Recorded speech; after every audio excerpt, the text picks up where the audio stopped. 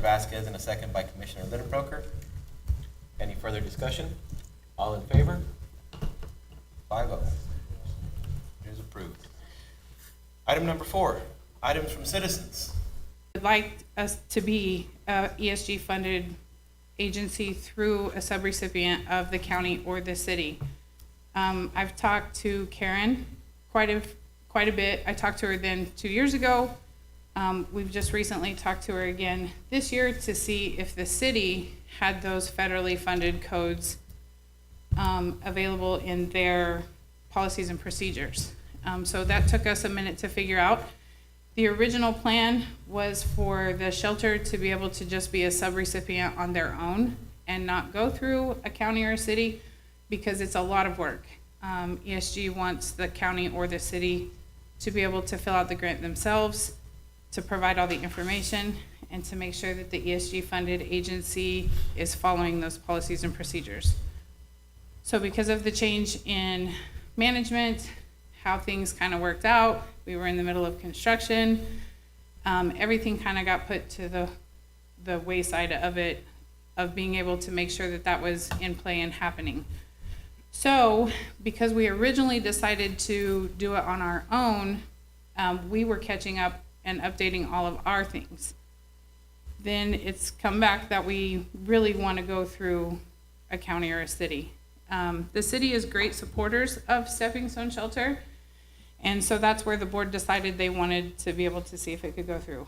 After speaking with Karen today, there's not enough time. The grant is due by May 15th, and she's not familiar with writing this grant, and so I'm already working on it, and it's almost completed. So we wanted to see if we have to have a letter that is signed of the local government saying, yes, we will let it come through our city or our county. And if not, we still have to have a letter signed saying, we're not gonna have it go through the city or the county, and this being the reason. So Karen and I spoke today, and the reason is the time frame. The time frame is just not there to be able to do it this year. However, we're gonna be trying to work together to be able to do it next year. Well, Lori and her will be working together to be able to do it next year, if it's possible and if it's something that the city would approve. So we're here tonight to see if we can get our letter signed, and if Karen can get the okay to write the letter that, no, the city's not gonna be the subrecipient this year. However, they're in support of the shelter being the subrecipient themselves this year. So I've given Karen example letters. There's other counties that are kind of doing this, because like I said, it is a lot of work. So there's other counties who have kind of stepped out and said, no, we're not doing this for you guys anymore, but we're in support of it. And so she has the example letters. She just wanted us to come here tonight to kind of explain what's going on and to see if it's possible to get the okay for her to write one of those letters and to have the paper signed saying that, yes, we're in agreement with us. So that's kind of it. So they just need a letter of support from us signed by the mayor, and we have the template.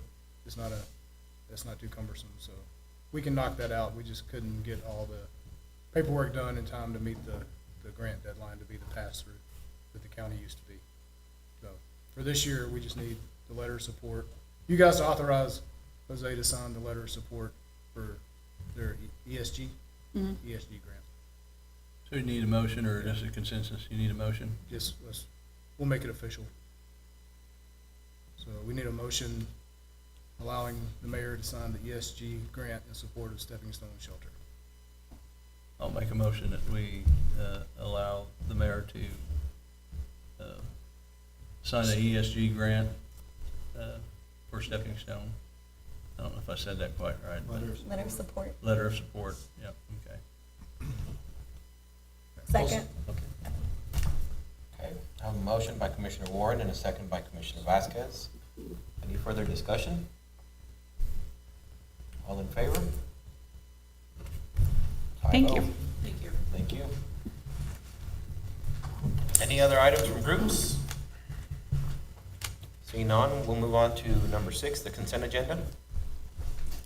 I'll make a motion, we approve the consent agenda as presented. Second. Okay, I have a motion by Vice Mayor Parsons and a second by Commissioner Warren. Any further discussion? All in favor? 5-0. It is approved.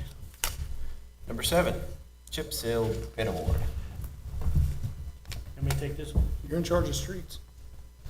It says, Mayor, Commissioners, we went out for bids for the annual chip seal program, and we only received one bid, which is typically what happens every year. The winning bid was B&H Paving with Scott City. They come in a little bit cheaper than what the engineer's estimate was.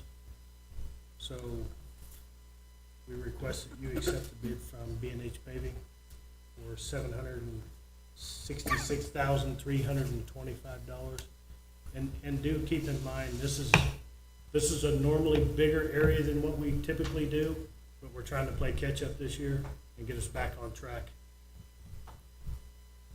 So what I see in this map, can you explain the color coding, Brad?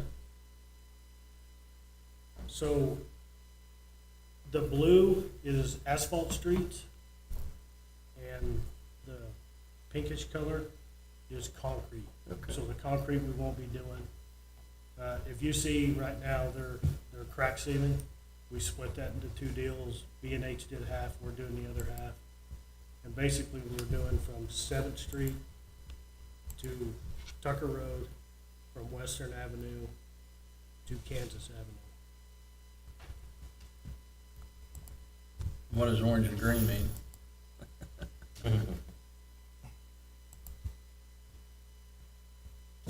Down in the right-hand corner, there's some orange, and then the green, is that 2 parking lots, or? Yeah, so part of, our easement agreement with the country club is we have to do their driveway and parking lots.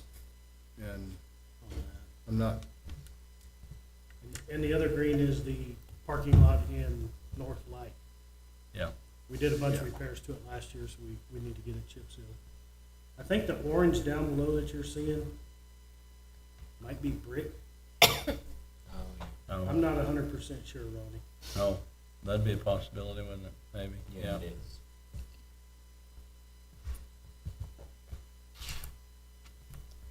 Okay.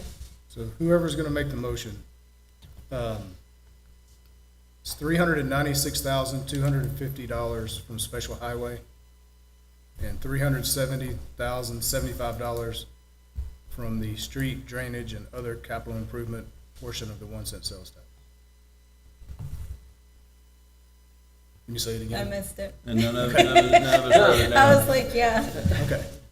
$396,250 from Special Highway and $370,075 from the street drainage and other capital improvement portion of the 1-cent sales tax.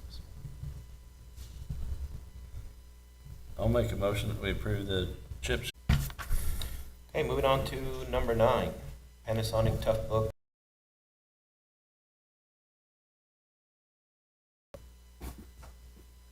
Hello, Mr. Mayor, Commissioners. Thank you for Department asking for permission to purchase 4 Panasonic Toughbooks. These computers, 3 of them will go into new Durangos that we just purchased, and 1 of them will be the ones that we already have. $18.52, and it should come out of the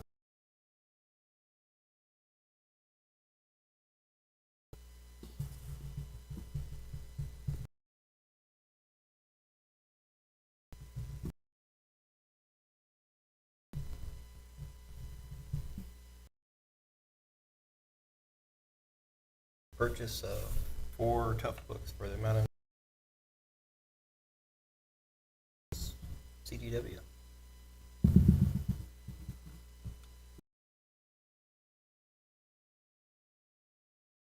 Okay, motion and a second by Commissioner Littenbroker. And further discussion? 3 front partitions, 3 car door replacement back seats, 3 window guard systems, 3 Havas MDT mounts with the docks, miscellaneous wiring components, installation, and the shipping and handling. Out of all this, the total will not exceed $22,000, and these funds are being asked to come out of the 1 cent sales tax line item for crime prevention.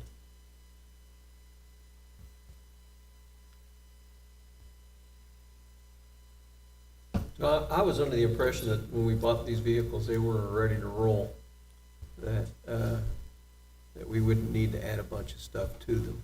We didn't have to buy the lights and the cage and a lot of the. Yeah, they have the lights that came with them, lights, shotgun racks, the center console, but they don't come with, KHP doesn't have the back seats, the plastic back seats. They don't have the partition that separate the prisoners from the driver's compartment. They don't have the MDT mounts and the brackets, because that has to come separately, because they use a different component than what we have. So that's why we're asking for this equipment. Yeah, I'm not complaining, we got a good deal on those cars, I just thought we were ready to go with them, so. Two different mission sets from the agencies. I get it, yeah. Yeah, but 2 of them we can use as is, but, well, I guess one of them we're using as is. The other ones we need to get equipped.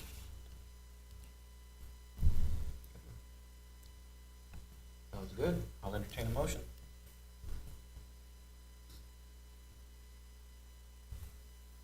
Hey, and Chris, did I tell you to take it out of that line item? That's what Scarlett said. Okay. Yeah, she said she talked to you about it. Okay. Then We had- don't take it out of there, because we have money left over from your ARPA request. Okay, Let's take it out of ARPA, because that's kind of stretching the crime prevention sure. line Yeah. item. So that was my mistake. And when Scarlett asked me about it, I had a totally different project in my head when I told her if that's the number I gave you to use it. Okay, we can I thought change the it- number. yeah. So whenever you make the motion, just do it out of ARPA instead of the 1 cent, please. I'll make a motion, we approve the purchase of the listed equipment not to exceed 22,000 being funded from the police department ARPA funds. Second. Okay, I have a motion by Commissioner Warren and a second by Commissioner Vasquez. Any further discussion? All in favor? 5-0. Approved. Thank you. Moving on to item number 11, roof recommendations for the police department. All right, so Mr. Mayor, Commissioners, this took us almost 10 months to get this to you. We solicited bids from 3 different companies. So you basically have 2 options. We have a cover-up on the existing roof with some minor repairs, which none of us recommend, because it's more of just another patch that we're spending $125,000 on, I believe. And then we had 2 other companies bid an SBS and TPO roof. We sought bids for 6 months to get someone to give us a quote on a pitch roof, and no one would ever do it. So D.V. Douglas was the low bid on the SBS roof, which is what our recommendation is to you, at $270,000. So I will entertain whatever questions. Man, we had Cinemark went back and tried to bid a TPO and SBS, and they were over $100,000 more than D.V. Douglas on everything. Diamond from Dodge had good products, and they were close on price, but we've had good luck with DV in the past, and they were the low bid, so that's our recommendation.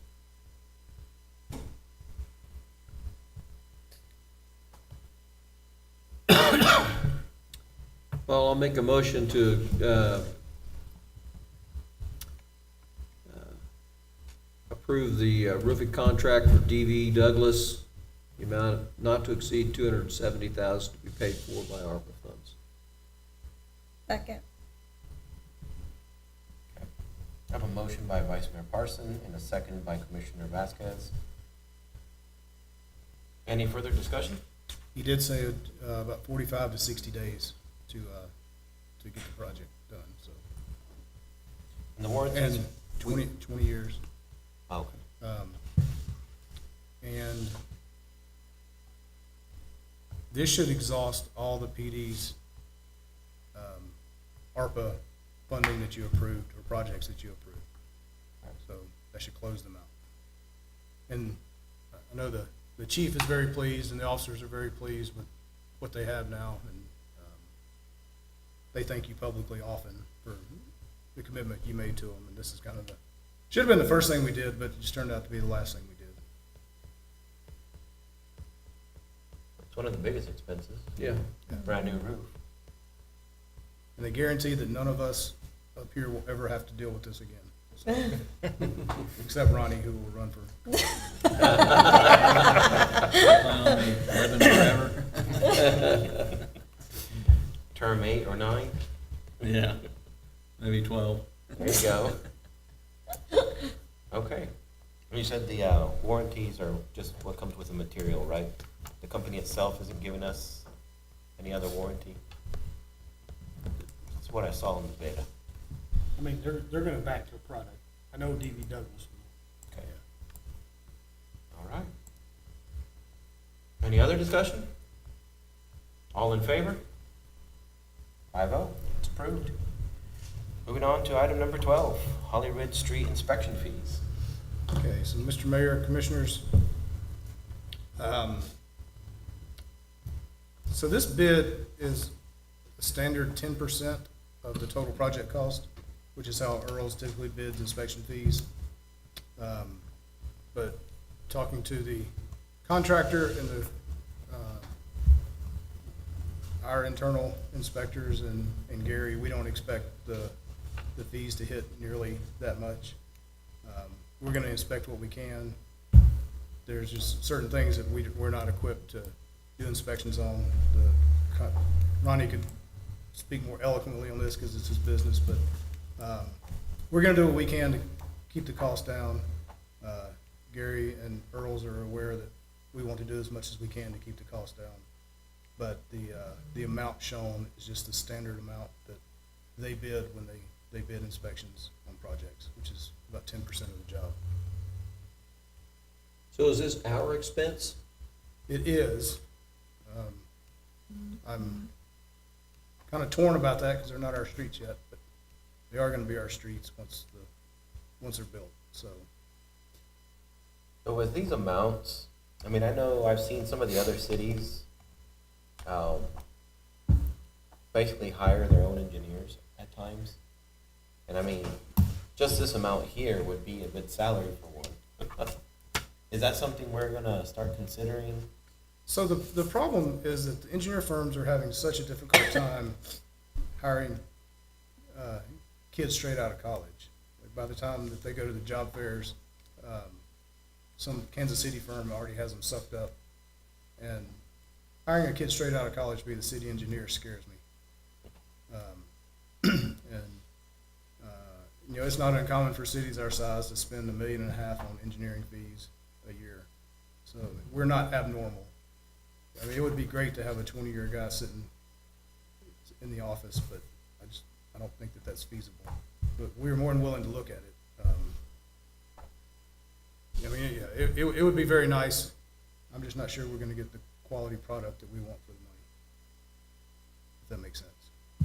Well, and there's different tasks that have to be done probably by different people, and there's equipment involved to do the testing, and so that would be, there's some more involved than just a person being there, so. I know Dodge has about 3 of them, and I do know some of the work they still have to give out to engineering I don't firms. remember if we talked to Gary at the same time or not, but he said this is a high estimate, is kind of what I think he Yeah. said, so. But we can't do survey internally, even if we had an engineer. We Right. can't do the plot tests like on the streets, even if we had a guy internally or gal internally. But I'm more than willing to look at adding that position.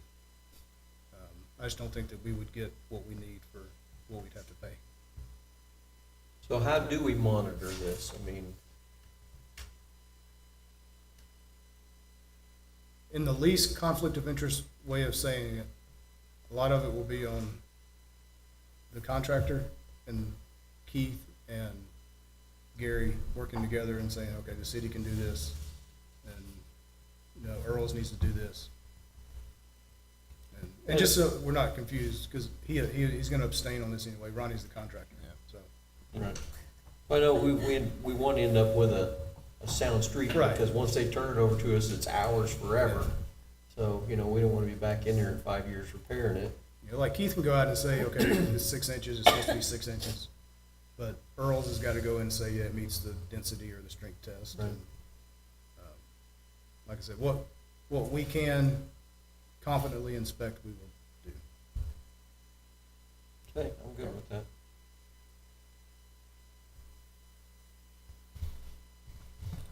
I'll entertain a motion.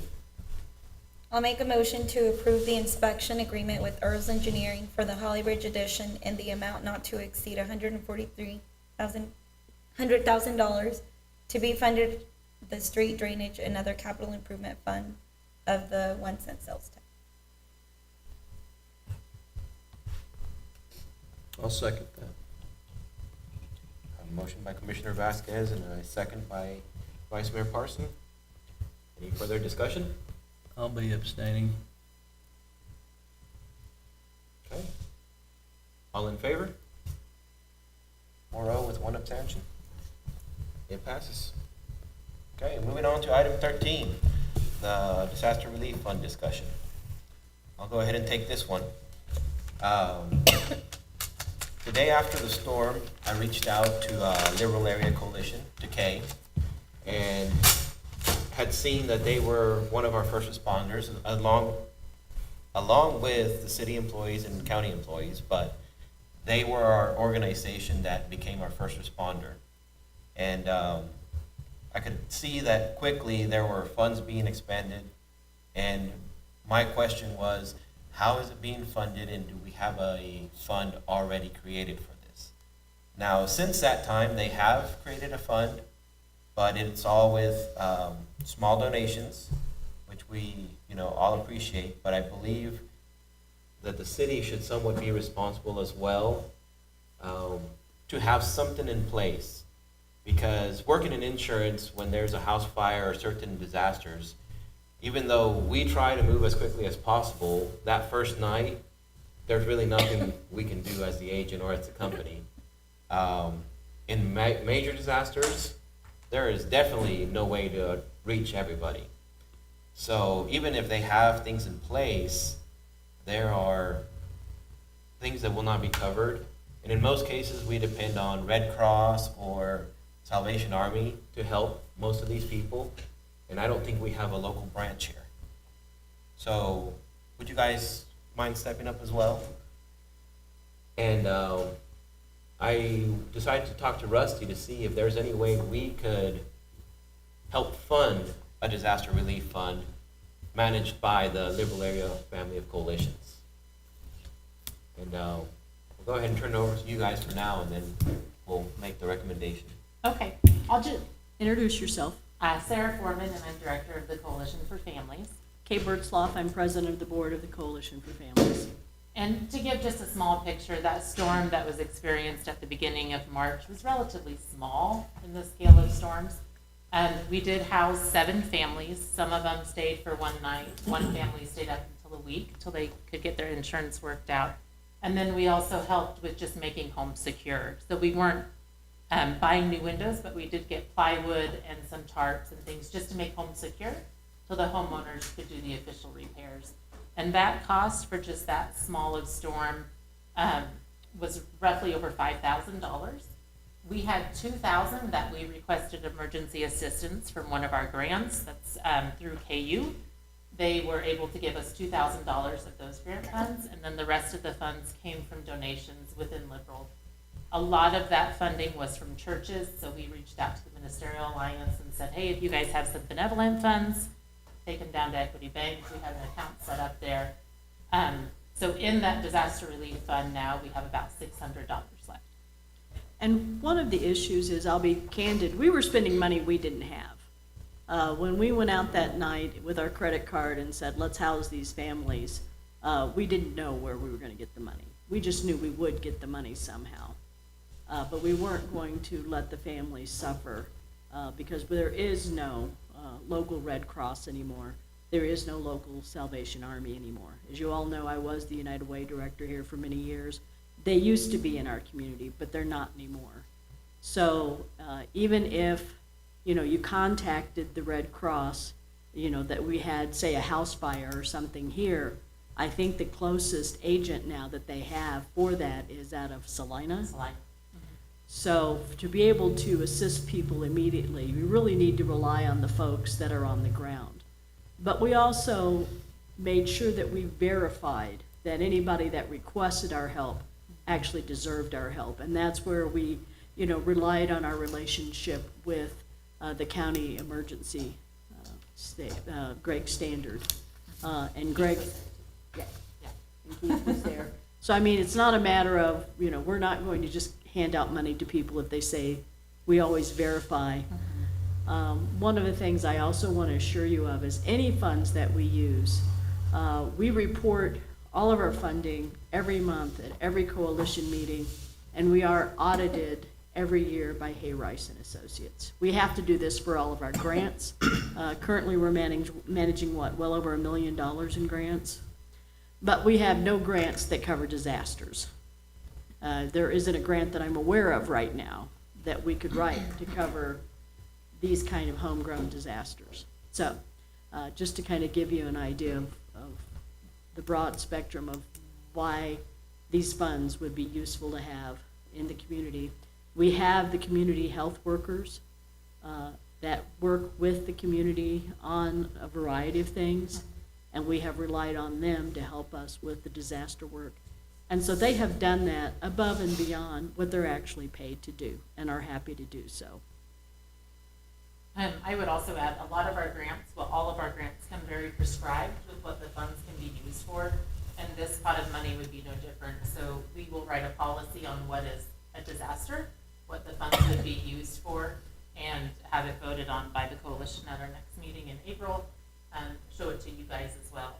But when Jose approached us with this, it really is a good idea just to have that money there and ready, so when there is a disaster, we can help families immediately. Because that's the other thing that's been, all right, with my company, our agents meet with the presidents of the shelter, and we left our state meeting somewhat morbid with what we were hoping does not happen, but we expect will probably happen within the next couple of years, and that's an increase in storms. Since leaving that meeting, there was over 100 tornadoes in the service area of just this company. So in just the last month or so, that's what's been happening throughout the central US. So it's becoming a matter of when, not if, something will happen here in Liberal. And I think we do need to be prepared as a city for that.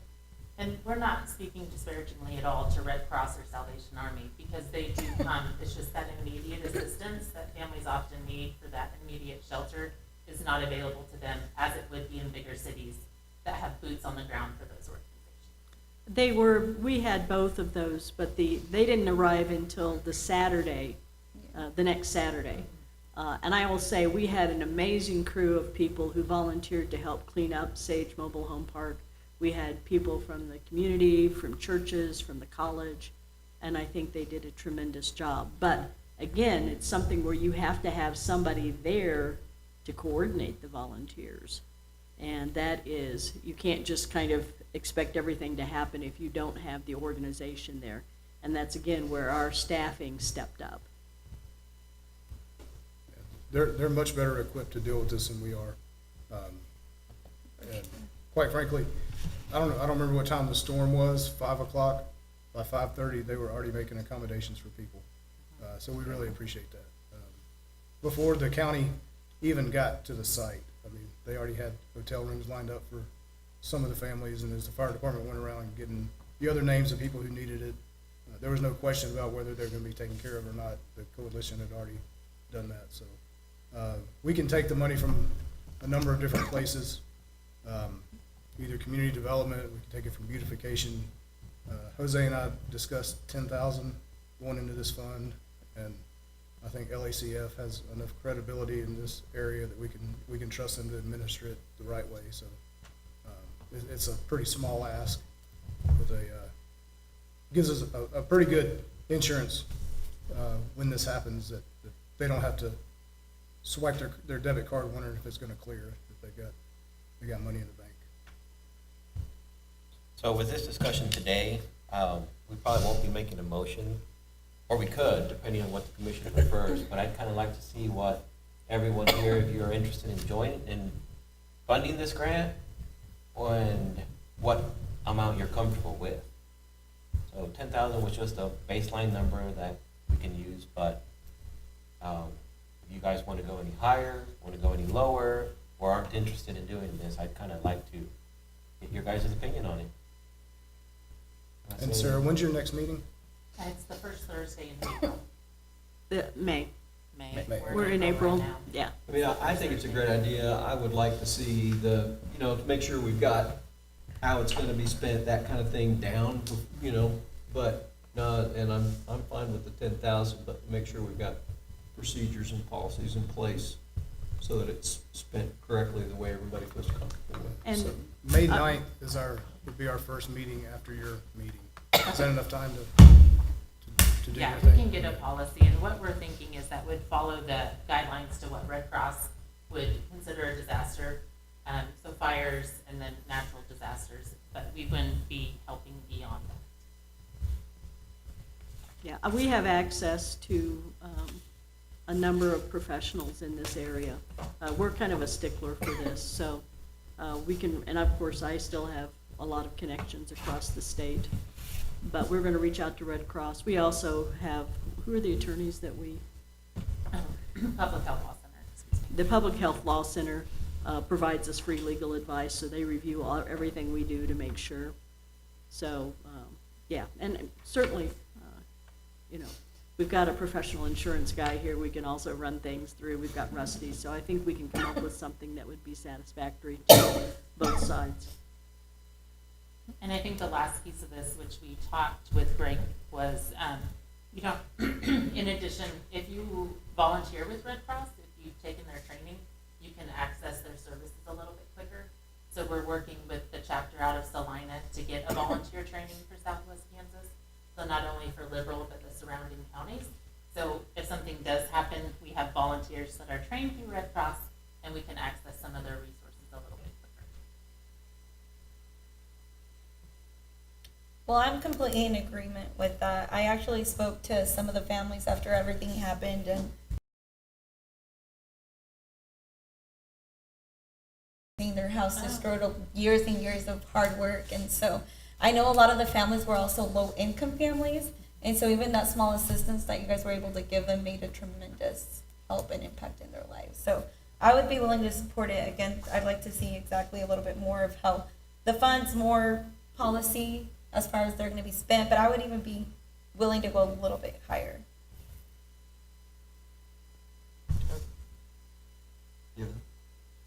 Oh, I think it's a good idea. I don't know about, I think maybe instead of maybe going higher, but having it readily available that it can be increased quickly if the need was greater. Like you said, it was a smaller event and used 5,000 something. I think as far as maybe filling the grant or whatever you want, replenishing the grant if necessary, I think we should have maybe something in place by doing it that we can, that pre-approved it if we need to, or that they know and have assurance that we're going to support. If By the size of the event Yeah. dictated that they needed more, that we would support raising the grant, but I think the grant could be kept at a certain size to start with, and then if in case of a larger disaster, that we've already committed to replenish it to a higher level if it was necessary. By whatever standards you guys are saying, the setting the rules or whatever maybe, but I'm okay with whatever the rest of you guys think, please. That's not a bad idea. You're saying kind of set 10,000 in their Yeah, account. start the 10,000, but and set aside. say if it's necessary that we're in it for more, yeah. And I think 10,000 is an excellent pilot for us. Well, and if we have really a catastrophic event, that's when more national funds come in anyway, so. It takes a This lot kinda- to this kinda trigger gets that- FEMA. Yeah, this kind of takes that in between kind of range. Yeah. So, Yeah, that immediate assistance is hard to get right on the spot. It And that's takes a really while, and what that's the this thing is what for. we learned. It's just Yeah. the immediate assistance, making sure safety, like the fight with the Yeah. tarps, it's not beyond that. One of the things you can do too, when they do the nonprofit requests for the budget hearing for future years. I was thinking about that too, yeah. You could submit a nonprofit request to the city, so that way it could be a line item in their budget for future years, so they can allocate appropriately for it. Okay. And then Yeah. also for grants that are, disaster type grants, aren't most of those reactive instead of proactive in nature? Like, once you have a disaster, then you apply? I grants would that you say guys yes, looked and so there's nothing that we could have proactively applied for necessarily. And so it was very much a reaction, we have people. I was just wondering if But there's grants- nothing available for us, on something of this size, there's nothing available. Yeah, in most cases, state of emergencies have to be declared before Right. Before you- you can There's apply nothing for like anything. there's no proactive grants in case you have an emergency, right? Right. No. Which is what we're That's this. This creating is the here. proactive This is the Yeah. proactive. This is it, Yeah, but. what we're talking about, yeah. But like I said, I mean, we had faith in our community, quite truthfully, that we were willing to go out on a limb and spend money we didn't have. Because we didn't even know that this one grant that we had that was willing to give us some money was gonna come through. Okay. But they came through.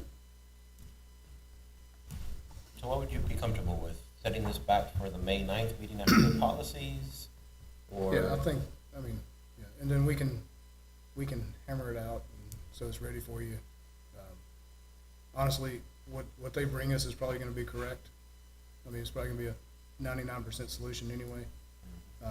So, yeah, I think I just looked, their meeting's on the 4th, ours is the following Tuesday on the 9th, so, there's no real need to discuss it until then, they've got their approved policy, and then they'll get it to us. Okay, that works. Does that sound correct? Yeah, Okay. we're comfortable with that. Since we are in April, though, I do want one question. I know it's under your authority technically, but, or do we want to give them authority in case a storm happens before May 9th? Because, So I have up to 10,000, and you and I have up to 25 in emergencies.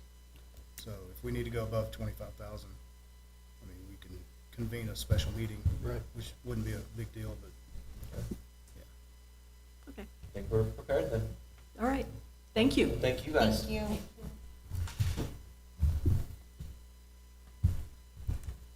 Okay, so, no action on that. Item 14, city staff. I got one handout I gave you on our tree program. So the trees will go on sale at 8:30 in the morning. And trust me, they will be gone by noon. We only got 100, that's all that was available from the grower. We'll have more and a better selection in the fall. And you can get them at the rec center, At the rec center? and it's first come, first served. And trust me, they will be gone fast. And we did knock the limit down to 3 instead of 4, since we were only available to get 100 trees.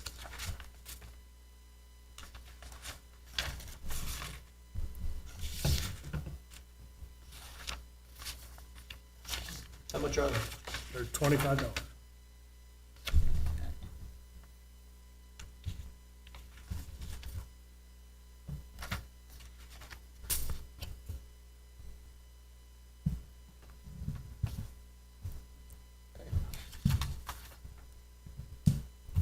Anything else? Chris? no, I'm good. Steve? Legal? All right. Well, item number 15, city manager's report. Planning and zoning meeting, this Thursday. Girls Scout Building at 7. In case you want to go, I don't know what's on the agenda, but just in case you ever want to stop in, it's this week. We got some questions about the Muni Code software update. That's going to be a behemoth project that's going to take a while. I think Alicia found that from 2001, and she made it to 07. None of those things have been filed with the county. So we've just got a lot of backlog before we get that up. The CIC software transition is officially complete. We have 1 week of training that we've paid for that we haven't used yet. So if we need refresher or follow-on training, but all systems are online. We made it just in the nick of time before we had to spend more money. And so far, things seem to be going okay. Did we get resolution on what's going to happen with the utility billing this next cycle? Yes, so for the utility billing, we're gonna be converting from the postcard system to a 8.5 by 11. We've worked with a firm out of Wichita, Post Velocity, and we have posted up on the city's Facebook page what the new billing format will look like.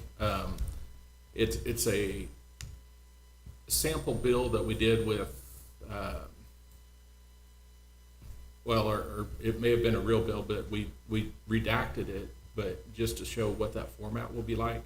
And as far as the online payments, what we're still working with between the payment processor and CIC to finalize that, but the net effect is the customer should not notice a big change in that, for the people that pay online. And that's what we're trying to do, is to make it as smooth and seamless as possible. But like I said, that the billing format will change from the postcards, which we've had forever, to the 8.5 by 11 format. And the amounts may be a little different because of the way things are going to fall for the first cycle. Some people may not get a full bill. Some people may get a bill plus some, just because of the way the transition happened. So we're encouraging everybody not to freak out if their bill is 1.5 times as much as it usually is. And don't get too excited if your bill is 1/3 of what it usually is, because just the way the readings are done, the bills are processed, it could be a little hinky for April and May, but then it'll straighten out. And myself, the mayor, and Ms. Vasquez are leaving for DC this weekend. So we'll do that Sunday, Monday. They'll do Tuesday. I start Leadership Kansas on Tuesday, so I won't be there with you.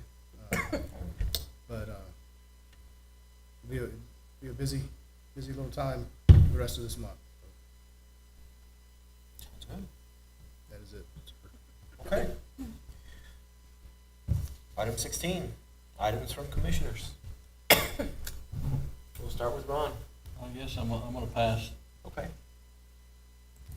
I'd just like to say, make sure everybody goes out and gets their trees, because it's a great deal.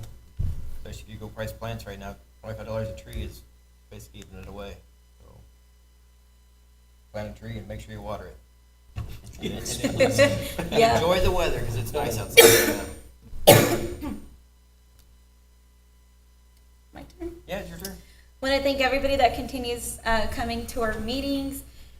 One of our goals as a commission has been to improve communication, and a part of that, I feel rebranding is very important. It's important for every business, and it's important for growth, which is why we formed a committee of a few community members, Rusty and I, to rebrand our city by doing it with either a new logo or updating our current logo now. And so we're very excited. We had how many entries for logos and slogans? Close to a dozen. Yeah, so we had quite a participation, which we were very excited about. We came up with 3 slogans, and we're asking for community input.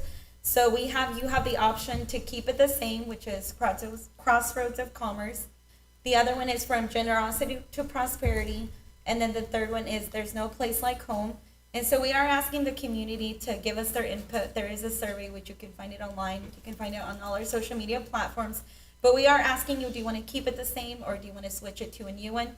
Once we pick the slogan, then from there we will rebrand it with a new logo or an updated logo. But we really do want to get community feedback. It's really, really important to us, and it's all part of our rebranding to try to improve our communication. And something else I'd like to stress is this is not going to incur any additional costs. This isn't going to cost the city any additional money. It's going to be all digital platform that we're going to rebrand, and then everything else will basically be phased in. So if there's any vehicles, any signage, we won't be spending any more money. We're basically just going to rebrand it as we need to purchase new items and signs. And so we're very excited about that. We're hoping to get your input, and everybody's opinion is important. Other than that, we're excited to go to Washington, D.C. We're going to go to a lot of meetings, a lot of very exciting topics, transportation, immigration, healthcare, housing, things that are very important to us out here in Southwest Kansas. And if any of you guys have any concerns that you'd like for us to share with any of our federally elected congressmen, definitely reach out to me, Jose or Rusty, and we'll be in communication with them. Other than that, have a good day. I have voted on my favorite slogan already and may Can you- continue to vote for that. I heard people, yeah, they can vote more than once. And then we had Susan Laquago, who's like gathering the hundreds of people to vote for one. But it's exciting to see community participation. So. And thanks, as always, to staff. I know they work real hard to get very little recognition, so appreciate all their hard work. That's all I have. Same on that part. Really, the staff is the one that makes everything work. We'll just take the blame, they should take the credit. It's the way it needs to be. I'm excited for the partnerships we've been developing throughout the community. I think as we continue going forward, this is a great example with the Disaster Relief Fund, that we're gonna be more proactive on different issues instead of trying to be reactive. Once things are happened, then we fix them. Just been excited to see what's going on and with communication. We've gone a little different direction.